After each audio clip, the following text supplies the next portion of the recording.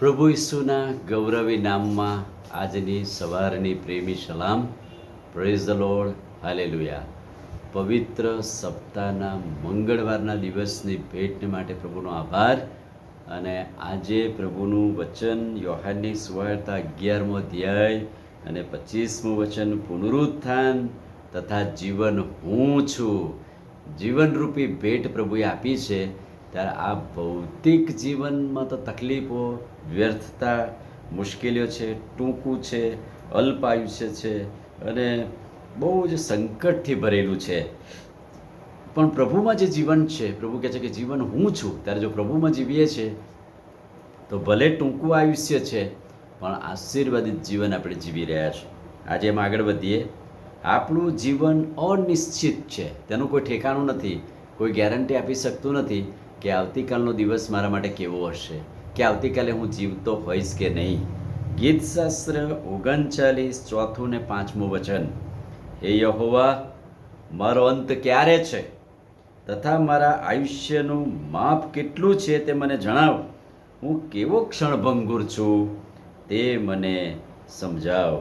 એટલે કે ગીત કરતા કહેશે કે આપણો અંત ક્યારે છે આપણને ખબર નથી, એ તો પ્રભુને જ ખબર છે. જીવનરૂપી ભેટ પ્રભુએ આપી છે તો મરણ પણ પ્રભુ તરફથી છે અને એ જીવન લઈ લેવાનો અધિકાર પણ પ્રભુને છે. એટલે કહે છે કે મારા આયુષ્યનું માપ કેટલું છે. કેટલું માપ? 70 વર્ષ, બળના કારણે 80 વર્ષ. પણ 70 વર્ષે જોઈ શકાય છે? નથી જોઈ શકાતા. અને એટલે અનિશ્ચિત છે આ જીવન. કોઈ નિશ્ચિત નથી કે 70 વર્ષ જીવીશું જ, કોઈ નિશ્ચિત નથી કે 50 વર્ષ કાઢીશું જ. પણ દરરોજ એક એક દિવસ આપે છે ને કેવળ પ્રભુની કૃપા જ છે. પ્રભુ કહે છે કે પુનરુત્થાન અને જીવન હું છું. બીજી વાત, યાકૂબનો પત્ર 4થો અધ્યાય 14મું ને 15મું વચન, આપણી જિંદગી શાના જેવી છે? તે ધુમ્મસ જેવી છે. થોડી વાર દેખાય છે પછી અદૃશ્ય થઈ જાય છે. અનિશ્ચિત છે આપણી જિંદગી. એ પેલા ધુમ્મસ, સવારે પેલું ધુમ્મસ વળે છે ને એના જેવું છે. સૂર્ય પ્રકાશમાં ઉડી જાય છે, અદૃશ્ય થઈ જાય છે. કોઈને પકડી શકતું નથી, સમાઈ શકતું નથી, પણ એ અદૃશ્ય થઈ જાય છે. એટલે આ જીવન પણ આવું જ છે. એ ક્યારે પૂર્ણ થશે એ આપણને ખબર નથી. પણ પ્રભુ શું કહે છે? મારા પરના વિશ્વાસમાં તમને અનંતકાલિક જીવન મળશે કે જેનો નાશ નથી. બીજી વાત, આપણું જીવન અનિશ્ચિત તો છે જ પણ સંકટથી ભરપૂર છે. કેટલી બધી મુશ્કેલીઓમાંથી આપણે જીવી રહ્યા છીએ આ દિવસોમાં. આ જીવનમાં એટલી બધી મુશ્કેલીઓ, તકલીફો છે, પણ પ્રભુ કહે છે કે મારા પરના વિશ્વાસમાં હું જે જીવન આપું છું, જીવનમાં જીવશો તો સંકટ, મુશ્કેલીઓ, તકલીફો દૂર થશે. અયુબ 14:1 શું કહે છે? સ્ત્રીજન્ય અલ્પ આયુષ્ય અને સંકટથી ભરપૂર છે. જન્મ ત્યાંથી જ સંકટ, તકલીફો અને મુશ્કેલીઓ છે. અયુબ 5:7 એમ કે છે, જેમ ચિનગારીઓ આકાશમાં ઉડે છે ને, નાની નાની ચિનગારીઓ આકાશમાં ઉડે છે, તેમ માણસ તો સંકટને સારું સૃજાયેલું છે.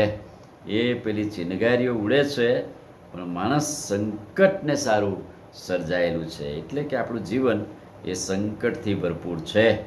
સભા શિક્ષક 2:23 પ્રભુનું વચન શું કહે છે? કેમ કે તેના સઘળા દિવસો શોકમય તથા તેનો પરિશ્રમ દુઃખરૂપ છે. રાત્રે પણ તેનું મન વિશ્રાંતિ ભોગવતું નથી, એ પણ વ્યર્થતા છે.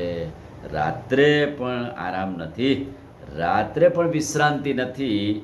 એવું અલ્પ આયુષ્ય, સંકટથી ભરપૂર જીવન છે. પણ વાલાઓ, આ જીવનરૂપી ભેટ જે પ્રભુએ આપેલી છે ને, એ પ્રભુ એમ કહે છે કે પુનરુત્થાન ને જીવન હું છું. જે મારા પર વિશ્વાસ કરે છે તે જો કે મૃત્યુ પામશે ને તો અનંતકાલિક રીતે જીવશે. અને એવી જીવનની ભેટ પ્રભુએ આપણને આપી છે. પ્રભુના નામને ધન્યવાદ હો. પ્રભુ અમારા જીવનના સ્વામી, સ્વર્ગીય પિતા, આજના દિવસની ભેટને માટે, જીવનરૂપી ભેટ માટે આભાર. આશીષિત કરો અમને, તમારી કૃપાને સામર્થ્ય આપો. પ્રભુ ઈસુના નામમાં માંગીએ છીએ, સાંભળો ને માન્ય કરો. આમીન. God bless you.